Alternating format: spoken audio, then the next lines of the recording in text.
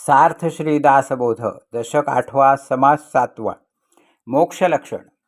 श्रीराम मागा श्रोतयांचा पक्ष, किता दिवसा होतो मोक्ष.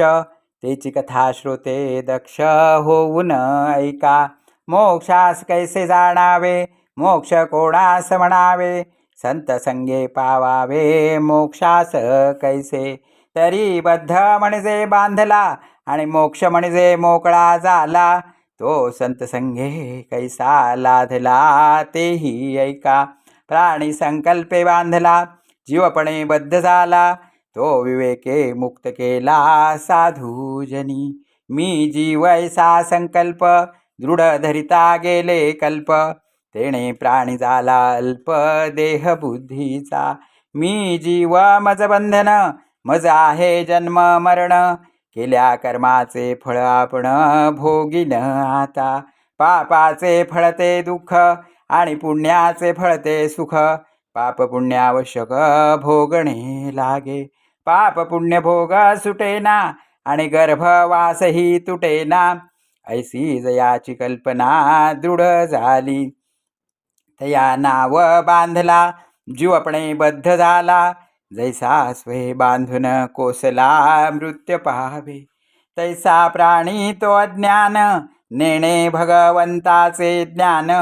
म्हणे माझे जन्म मरण सुटेची ना. आता काही दान करू, पुढल्या जन्मास आधारू. तेणे सुखरूप संसारू होईल माझा. पूर्वी दान नाही केले, म्हणून दरिद्र प्राप्त झाले. आता तरी काही केले पाहिजे की. म्हणून दिले वस्त्र जुने, आणि एक ताम्र नाणे. म्हणे आता कोटी गुणे पावेन पुढे. कुशावर्ती कुरुक्षेत्री, महिमा ऐकोन दान करी. आशा धरिली अभ्यांतरी कोटी गुणांची. रुकाडका दान केला, अतिदास तुकडा घातला. म्हणे माझा ढिग झाला कोटी तुकड्यांचा. तो मी खाईन पुढली जन्मी, ऐसे कल्पी अंतर्यामी. वासना गुंतली जन्मकर्मी प्राणियांची. आता मी जे देईन, ते पुढले जन्मी पावेन. ऐसे कल्पी तो अज्ञान बद्ध जाणावा. बहुता जन्माचे अंती, होय नरदेहाची प्राप्ती. येथे न होता ज्ञाने सद्गती, गर्भवास चुकेना. गर्भवास नरदेही घडे, ऐसे हे सर्वथा न घडे. अकस्मात भोगणे पडे पुन्हा निच योनी. ऐसा निश्चयो शास्त्रांतरी, बहुती केला बहुता परी. नरदेह संसारी परम दुर्लभ असे. पाप पुण्य समता घडे, तरीच नरदेह जोडे. एरवी हा जन्म न घडे, हे व्यासवचन भागवती. नरदेह दुर्लभ अल्पसंकल्पाचा लाभ. गुरु कर्णधारी स्वयंभ सुख पाववी. देव अनुकूल नव्हे जया, स्वये प्रापितो प्राणिया. भवाब्धी नरतरवे तया, आत्महत्यारा बोलिजे. ज्ञाने विण प्राणियासी, जन्म मृत्य लक्ष 84. तितुक्या आत्महत्या तयासी, म्हणून आत्महत्यारा. नरदेही ज्ञाने विण, कदा न चुके जन्म मरण. भोगणे लागती दारुण, नाना निचयोनी. रीस मर्कट श्वान शुकर, अश्व वृषभ म्हैसाखर. काक करकूट जंबुक मार्जर, सरड बेडूक मक्षिका.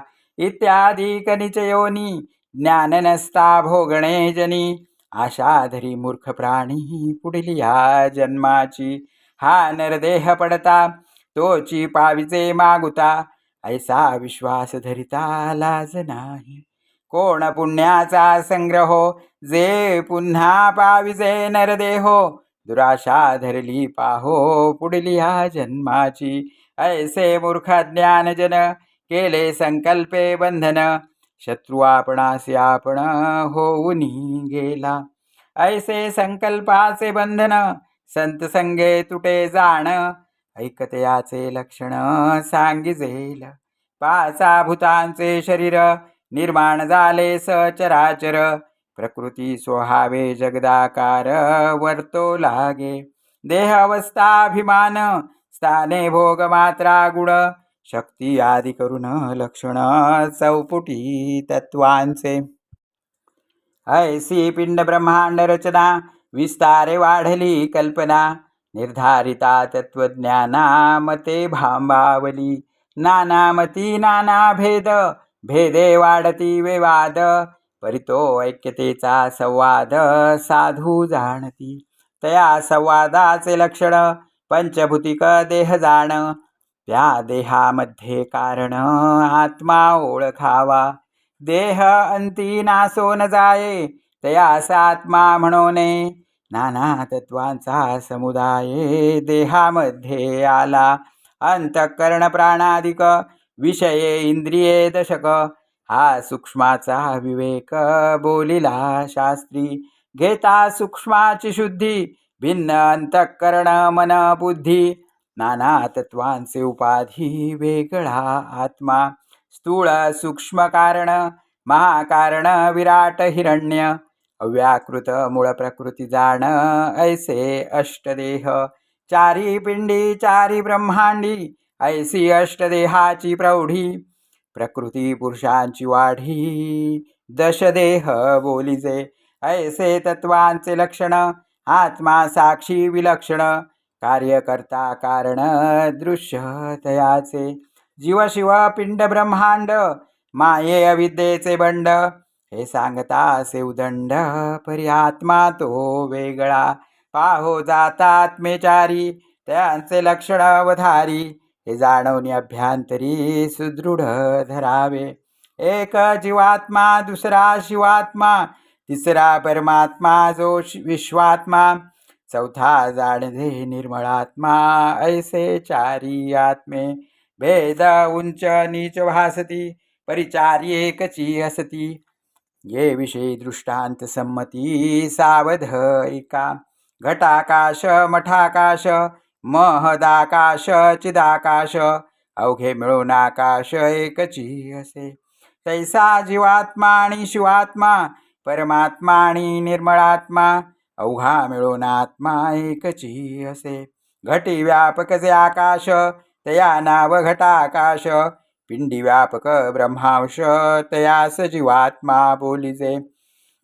मठी व्यापक जे आकाश तया नाव मठाकाश तैसा ब्रह्मांडी जो ब्रह्मांश तयास शिवात्मा बोलिजे.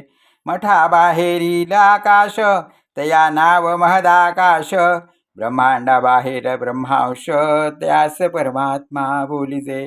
उभादी वेगळे आकाश तया नाव चिदाकाश तैसा निर्मळात्मा परेश तो उपाधी वेगळा.